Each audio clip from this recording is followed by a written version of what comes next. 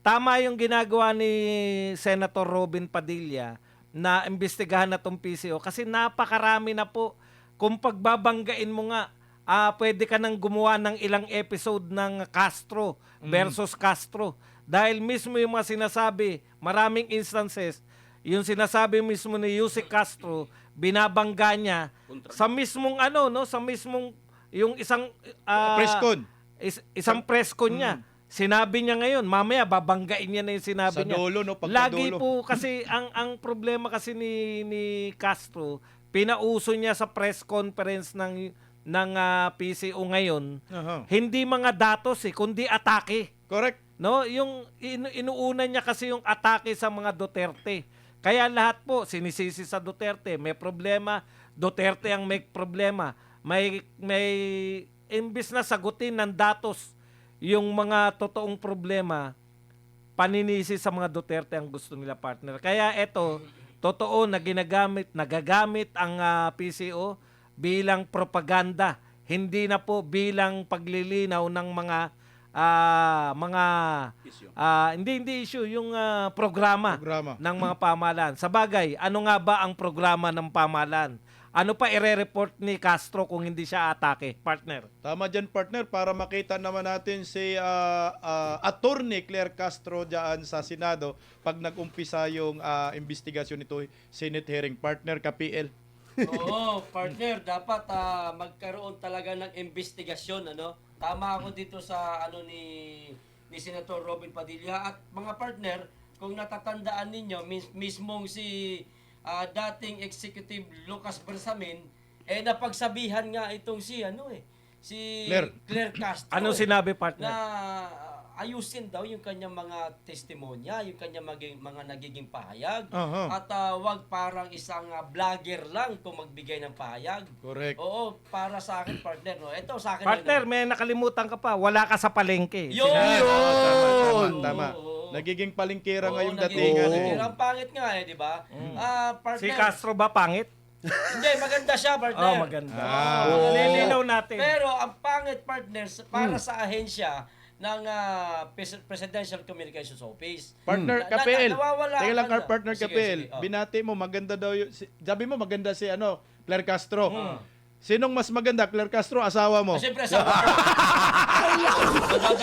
Ang bilis Nanonood kayo. Automatic. Nanonood kayo. Automatic. Bira, nanonood. Nanonood kayo. Nanonood kayo. Pinapon ako Niliniwan kasi nanonood Nanonood, sabihin, uy.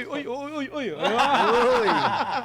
Sige tuloy, KPL. Pero para sa akin, partner, dapat siguro, para wag na magdagdagan pa ang kasiraan, hindi naman sinasabing sira na talaga ang ahensya ng PCO, para wag na madagdagan yung mga hindi magandang testimonya na katulad na ginagawa ni Yusek Claire Castro. Baka pwedeng palitan nyo na yan siguro, no? Magpalit ng bagong Yusek bilang tagapagsalita ng PCO. Lulungkot na, partner. Hindi, ilalagay naman siya sa ibang posisyon. Doon naman sasaya. Doon naman sasaya. Wag naman sa Department of Justice. Ayun lang, yari tayo dyan. Baling-bali ang batas dyan, partner. Sometimes we have to bend the law. Ayan! Ayun, no? Kuhang-kuha! Partner Dan, banatan mo. Actually, ako, pabor ako dito. Pabor ako dito na imbestigahan ito dahil napakahalaga ng pagbibigay ng tamang impormasyon at disinformation. Correct. Oo, pero bago ko banatan to, batiin ko muna yung nanonood ngayon na isang bati lang ha. Marlon Nantang nanonood ngayon sa Bicol. Magandang araw sa iyo. At ito, pagpapatuloy ko na. Okay. Sino sa atin, sa mga nanonood ngayon sa ating live, kayo ho ba papayag ho kayo sa isang bulag na sasama kayo sa isang bulag na parehas kayo natatawid doon sa daan? Mag-aakayang kayo. Ganun. Natural. Yun ang pagbibigay ho ng maling impormasyon ay maituturing ko sa isang taong bulag. Bakit? Ang isang taong bulag na tatawid doon sa highway, natural, hindi ho kayo sasama dyan. Bakit? Pag sumama ho kayo dyan, sigurado, pahamak at kapahamakan. Correct. Ang pagbibigay ho ng maling impormasyon ay kinakailangan ho maimbestigahan sa Senado. Correct. Yan. Di ba? Correct. Ngayon, ito napakaganda nito eh. Lagi nilang sinasabi na ni Yusek Claire Castro, labanan natin ng fake news. Ngayon, patunayan niya na hindi siya nagbibigay ng maling impormasyon o fake news. At kagandahan nito, sana protection din ito sa mga vlogger na yung katulad ng pinag-usapan natin nung nakaraan na sana mabigyan din ng proteksyon. Correct. Yung mga vlogger na nanindigan para sa katotohanan at lumalaban kontra fake news. Ako ho, dito sa nangyayaring ito, may ginagamit pa dito na kapag sinasabi nila na kapag kontra ka sa administrasyon o Fake kaya news ka. kritiko ka, hindi bukod partner sa fake news ka, Destabilizer. destabilizer ka. Grabe. Napakasama nung napakasama sa amin yung gano'n na masama na ba maging kritiko partner? Yung ibig sabihin sa malayang pamamahayag. Correct. Yung laging binabanggit ho ni Partner Bistak na Republic Act, Article 3, Section 4. pakibasa. Oo. Mahaba yun. Hindi, tinandaan niya na lang. Freedom of expression at freedom of speech. Pag nagsalta ka ng freedom of expression at freedom of speech, destabilizer ka na at nagbibigay ka na ng maling impormasyon, fake news ka na. Correct. Yun ho ang pinapalabas po ni Claire Castro. Pero pag sila ang naglabas ng maling impormasyon, tahimik po sila. Kaya tama po itong ginawa po ni Senator Robin Padilla na imbestigahan po ito in aid motu proprio in aid of legislation. Baka magalit yung katabi ko, sabi niya ubusin ko na ikaw naman. Ang mangyayari niya, partner, ang resource person, isa na dyan si Claire Castro. Correct. Correct. Dapat siya automatic. kasi walang silbi yun kung di siya atin. Pero siya nga pala, partner, maraming salamat sa nagpakulay. Uy. Ito Ayan. si, Come to Life. Yes. At partner, nagpapasalamat ako sa nadagdagan yung mga viewers natin, partner. Umabot na tayo ng 715. Ayan. 750. Wow. Oo. Ipa talaga pag kumpleto, no? Sa Lunes, 1,000 na to. Babalik Oo. muli tayo. Oo. Bumalik si partner Dan Oo. Iba talaga, iba ito. Oo. Oo. Tapos na bakasyon Oo. Yung mga bumalik dyan, mga nanood sa atin ngayon, maniningil ng utang sa kanya yan. Huwag naman. Iba ka talaga, Erap. Hoy, partner. Malupit ka talaga, Erap. Ang ganda ng mga sinasabi natin, 4, pero pakinggan muna natin si Bimar. Siyempre. Para lalong mas maganda. Partner Bimar, pasok. Kala ko, makakalimutan nyo na ako. Agtampo na yan. Partner, may kanta tayo dyan. Hindi kita Hoy! malilimutan. Teka. Baka raw makalimutan natin. Partner, delikado yung kanta na yan. Hindi kita. Pababayaan. Saan pa kayo? Okay, partner, Bimar, pinasaya lang namin ang araw natin ngayon dahil mamaya, 5:30, may husgan. Mas masaya tayo. Mas masaya. tayo. Yan. Okay. Partner Bimar, pasok. Ayan, sa unang pananaw natin dito, malaking bagay at makakatulong itong gagawin ni Senator Robin Padilla na magkaroon ng investigasyon patungkol nga po dito sa mga nagpapakalat, kumakalat ng mga fake news. Kasi nga, mas maganda na rito. Kinatatawa na kita, partner. Masyado ka seryoso. Nagulat ako dun, Akala ko saan galing yun. Sabi ko, wag.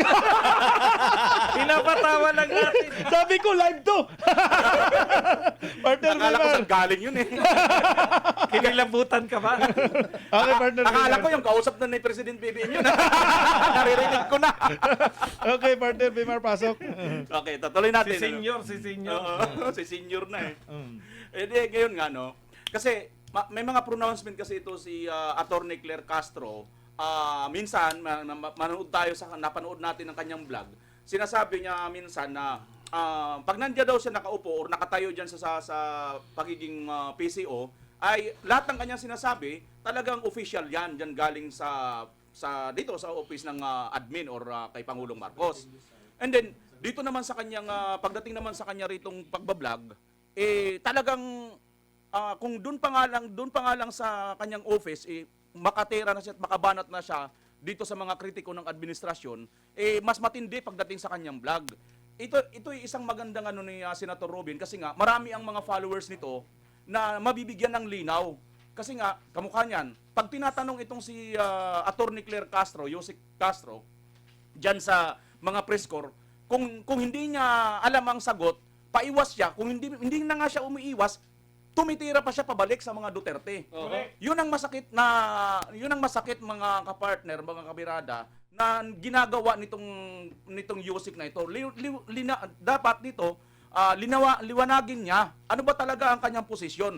ang posisyon ba niya or ang trabaho niya para tumira, para bawat ng Atakdog, parang umatake ng umatake sa lahat ng mga kritiko ng Malacanang para mas malinaw sa atin kasi nga kung hindi ito malilinaw, patuloy lang siya na tapos ang nangyayari pa, itong mga inatake niya, nagsasalita lang naman ito ng katotohanan at naghahanap lang ito ng totoo kung ano talagang nangyayari sa ating pamahalaan. Kamukha ng isang reporter, tinatanong siya, bakit ano ba ang rason doon kung bakit nag-resign or bakit Correct. tinanggal itong Napanood ko yan. Yes, oo. Si Bersamin. Oo. Pwede naman siguro natin banggitin yung reporter, di ba? Oh, Basta reporter. Oo, Miss Oo, Kat maganda yung bata na yan. Oo. Di ba tinanong siya harap-harapan? Hindi po pwede, ma'am, kasi po mga taxpayer po ang nagtatanong dito. Correct. Oo, yun nga, di ba? Hindi niya masagot, tapos iiwas siya. Pagkatapos niyang umiwas, babanat naman siya pabalik sa mga Duterte pa. Ito yung masakit na katotohanan na mayroon po tayong pinapasweldo, nanggagaling sa mga tax natin, ikaw, ang mga viewers natin, kahit hindi natin viewers, lahat ng mga Pilipino, ultimo, pinakamahirap sa atin. Basta bumili ka ng, bumili ka ng inasin or bagoong, kung ano man dyan, pinakamaliliit, sardinas, kung ano man dyan, nagbabayad tayo ng VAT, nagbabayad tayo ng tax, tapos itong pinambabayad natin ng tax dito sa gobyerno na to, Pinapasweldo lang. pinapasweldo natin sa isang babae na pagka mayroon lang tayong napansin na tayong nagbabayad ng tax, may napansin tayo na puna, babanatan tayo pabalik. Correct. So ito yung dapat ang liwanagin dito sa Kaya good job, Senator Robin Padilla. Dahil dyan, partner BMR, may breaking news tayo. Sumagot agad si Claire Castro sa banat mo. Ang bilis naman. Hindi pa siya tapos sumagot na. Sumagot na! Ang bilis! Teka, partner ang dami niya sinabi. Banatan, posisyon, tira. Partner, iba yung nasa isip.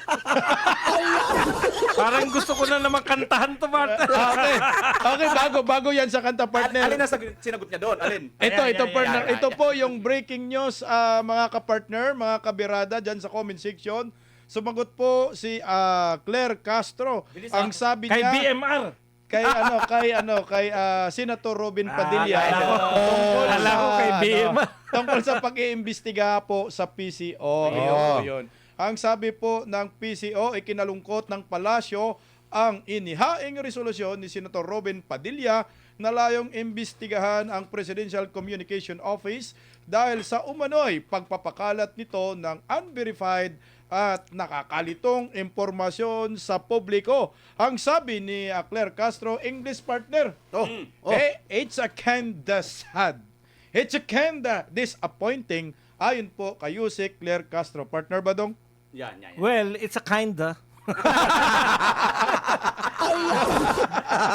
Atay tayo dyan. Eh na nga, dapat po talaga imbestigahan na yan, babae na yan. Kasi talaga namang ang unang-una kong gustong malaman kay Yusek Claire Castro, ito po para sa kaliwanagan ng lahat. Ano yung ginagamit niyang filter? Makaganda, partner. Sapon. Baka pumugi rin tayo, partner. Yes! Partner KPL. Okay na ako dyan. Okay na ba? Pareho naman komento, di ba? Ako, nalungkot. Ba't sila malulungkot? Malulungkot lang. Kinda sad. Kinda sad. Why you sad? Kasi ganito lang. Alam mo, magiging sad ka lang at magiging malungkot ka lang kapag ka talagang totoo yung gagawing investigasyon at may ginagawa kang kalokohan at pagbibigay ng maling impormasyon sa milyong-milyong nakikinig sa PCO. Correct. Totoo. Am I correct? Tama po ba tayo? Pag totoo. Totoo. Tuwan-tuwa tayo. Yun. Yun. O diba? Kaya nga siya nasad eh. Nasad siya dahil natamaan siya. Correct. Kasi, tingnan mo, nakakalungkot naman bakit kami iniimbestigahan. Kasi, kitang-kita naman kasi yung ginagawa ng pagbibigay ng maling impormasyon, buti sana kung kayo-kayo lang ang nakakapanood. Milyong-milyon ho ang nakakapanood, pero sa akin, pabor yung ginagawa ni Claire. Tanongin nyo, bakit? Bakit? Kapag nawala si Claire, malulungkot kayo. Maraming pinasasaya, partner. Maraming pinapasaya si Claire Castro. Dahil para sa akin, huwag kang haalis dyan. Pero, again, saludo po ako kay Senator Robin Padilla. Dapat nga pong imbestigahan ito dahil kailangan mawala po itong fake news na to, disinformation.